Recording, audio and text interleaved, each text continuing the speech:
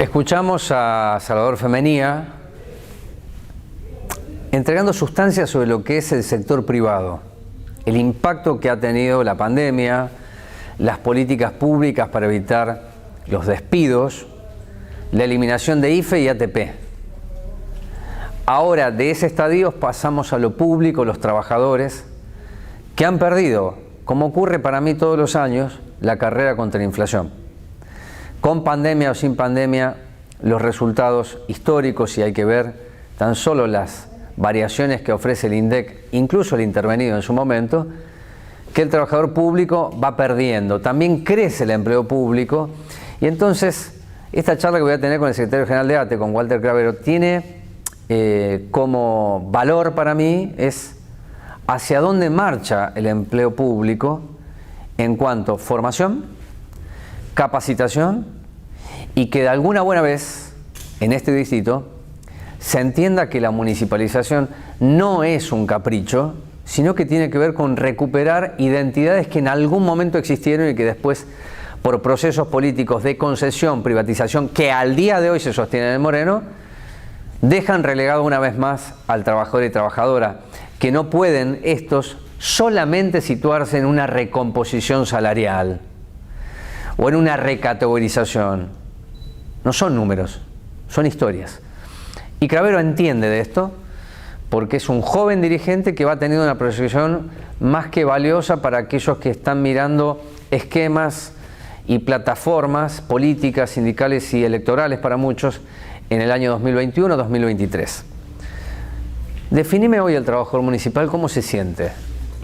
Trabajador y trabajadora. Sí. ¿Cómo se sienten? ¿Qué sensación te van dando a vos como secretario general? Yo lo primero que tengo que establecer es que estamos en un contexto para nada habitual. El tema de la pandemia hace que cualquier sentir se vea atravesado por una sensación de incertidumbre. Y quizás, para resumir, hay un poco o bastante incertidumbre, pero también hay mucho compromiso. Y eso se ve. Y se ha visto desde el inicio de la pandemia, en donde, sin bandería política, en el sentido de que esto generalmente recorre, ¿no?, en el ideario colectivo, que el trabajador municipal es un trabajador que está politizado, que si bien es real, hay una realidad, el trabajador municipal está politizado, pero porque entiende cuál es la gestión pública, entiende cuál es la necesidad y porque aparte está emparentado con el vecino.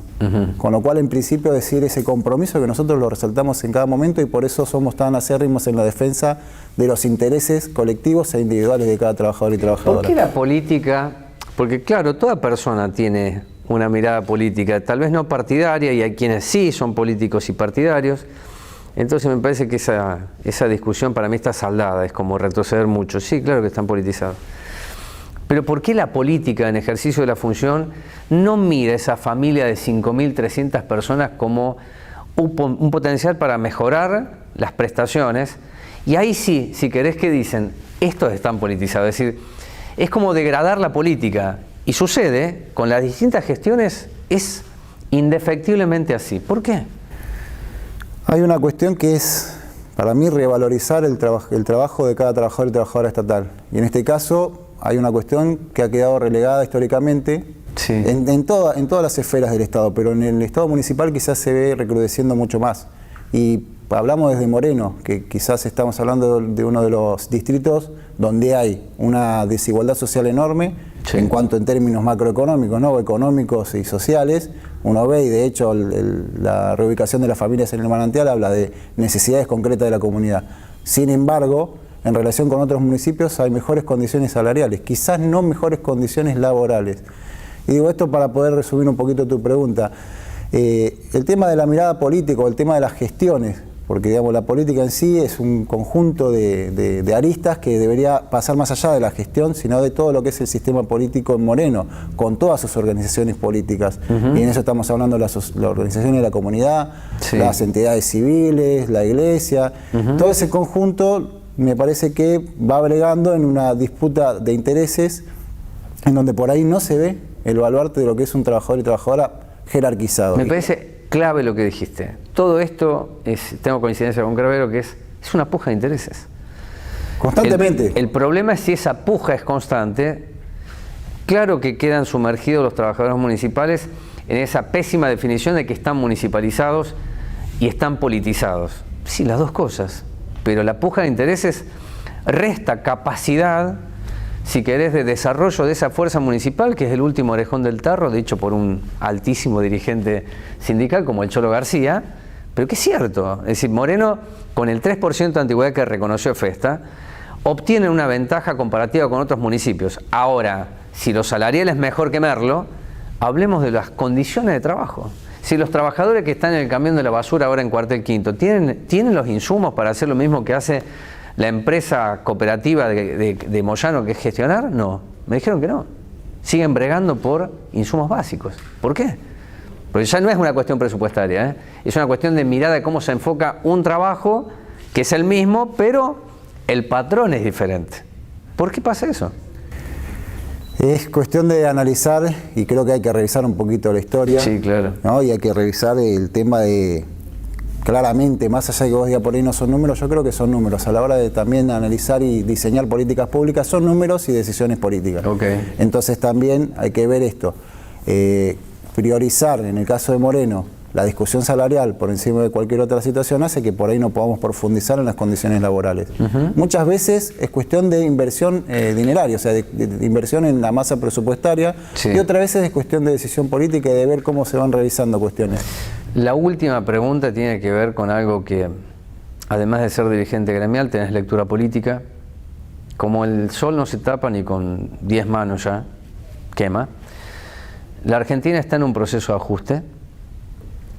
Dijo un dirigente peronista, la pandemia nos salva, es decir, nos salva porque oculta un montón de cosas y nos cuida hasta que llegue la vacuna, ¿no? Cuando llegue la vacuna se volverá a la normalidad, pero ya no está IFE, ya no está ATP, hay un ajuste en las jubilaciones, hay un elemento central que tiene que ver con las tarifas.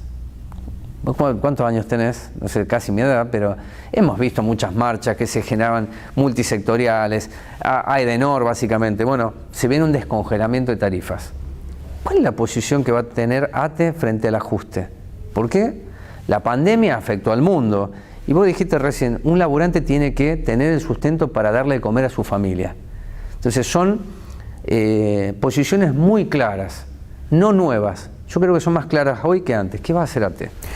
¿Qué está haciendo en realidad? Y esto, digamos, no puedo desprender a ATE Moreno de lo que es nuestra organización nacional. Sí, lo que ha trabajado nuestro gremio en articulación con distintas organizaciones, por ejemplo, es pensar el manifiesto por la soberanía, la producción y el trabajo. Esto es concretamente una plataforma política para decir de dónde tienen que salir los recursos, de dónde se tienen que sostener la soberanía para generar, obviamente en un contexto muy complejo, primero y principal una redistribución de los ingresos, porque es mentira, es una falacia que digamos que seamos un país pobre, porque generalmente se quiere instalar que es un país pobre, un país que genera mucho gasto público y no genera riquezas. Eso es una falacia. Es claramente mentira, digamos, porque digamos, hay un montón de inversionistas y en todo caso hay intereses propios, por decirlo así, pero que están ligados a los foráneos, que es la fuga de capitales. O sea, hay un montón y hay un país rico en cuanto a posibilidad de producir, pero está enajenado. Toda esa producción está enajenada y está en manos privadas. Esto se ve, digamos, desde lo que es el derecho al hábitat y la cantidad de megaempresarios, no propios, sino megaempresarios como Benetton, que tienen vastas extensiones de tierra. El problema fundamental es la falta de soberanía para poder determinar los intereses del pueblo. Y en eso, digamos, tiene que haber un proceso y un proyecto político que pueda poner en pie esto. Lo primero es redistribución de ingresos. Una cuestión muy concreta. Se avanzó con Vicentina y después se retrocedió. Esas cuestiones me parece que son claves. Tiene que haber una decisión política, pero tiene que haber un plafón para esa decisión política. Está claro que atentar contra los mega intereses de las multinacionales y las corporaciones económicas no es tarea fácil. No, claro. Ha pasado en distintas etapas de la historia argentina donde ante una decisión y una medida económica que obviamente podía afectar intereses corporativos, había una reacción. Y digo, pasa en Latinoamérica. Ha pasado, por ejemplo, a mí me tocó viajar a Bolivia y esa experiencia es fenomenal. Digamos, el tema de Evo ahí no es un odio racial, sino que realmente son intereses económicos lo que primaron el golpe de Estado. Digo, por una cuestión de decisión del pueblo boliviano, se restituyó el proceso democrático, se pudo concretar una elección y en un año recuperar el proceso democrático. Pero lo que no se puede, como vos decís, no se puede tapar el sol ni con 10 manos, es que un proceso político que recupera derechos para las mayorías populares que fueron históricamente postergadas, como el pueblo boliviano, no va, digamos, a ser gratuito, y obviamente que los poderes corporativos que sienten que pierden son aquellos que generan las reacciones. Es lo mismo que pasa en Argentina, ya ha pasado, tenemos vasta historia de esto, con lo cual, digamos, tiene que haber un proceso político que ponga en discusión qué tipo de país necesitamos. Y en eso también va el modelo económico. Y en eso, obviamente, digamos, estamos viendo que quizás las medidas de gobierno no son las más acertadas, no son las que nosotros entendemos que van hacia el camino de recuperación de un ciclo económico que permita que las mayorías populares estén un poquito mejor de lo que hoy están. Hoy la crisis que desata la pandemia demuestra que estamos en situaciones muy crudas en términos en términos de estadísticas, pero más que estadísticas, como vos decís, estamos hablando de compatriotas de la Argentina que la están pasando muy mal. Y la verdad que si no hay una decisión política que vaya en torno a poder no solamente generar partidas presupuestarias o programas sociales que reivindiquen la urgencia, sino que puedan permitir un proceso que tenga que ver con la producción, que tenga que ver con la posibilidad de generar economías regionales, que tenga la posibilidad de inyectar en la economía popular, va a ser muy difícil entender un escenario post-pandemia donde se reivindiquen esos derechos. Claro. Yo no puedo dejar de pensar que cada ciudadano o ciudadana de la Argentina es un ciudadano con derechos, o debería ser con derechos, pero que obviamente son disputas de tensiones y son disputas de modelos económicos y modelos políticos sociales. Gracias por estos minutos. Por favor, gracias a usted.